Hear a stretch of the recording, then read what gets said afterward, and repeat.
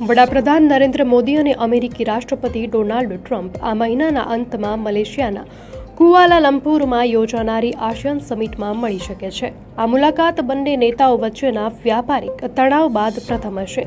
વડાપ્રધાન નરેન્દ્ર મોદી 26-27 ઓક્ટોબરે 47મી આસિયાન સમિટમાં ભાગ લેવા મલેશિયા જશે.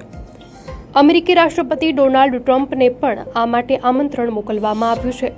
જો તેઓ સમિટમાં હાજરી આપે છે તો તે 50% ભારે ટેરિફ લાદવાના વોશિંગ્ટનના નિર્ણય બાદ બંને નેતાઓ વચ્ચેની પ્રથમ મુલાકાત હશે. ટ્રમ્પ વહીવટીતંત્રે રશિયા પાસેથી ક્રૂડ ઓઇલના વેપારને ટાંકીને ભારત સામે પહેલા 25% અને પછી વધારાના 25% એમ કુલ 50% ટેરિફ લાદ્યા હતા, જેના કારણે બંને દેશોના સંબંધોમાં તણાવ આવ્યો હતો.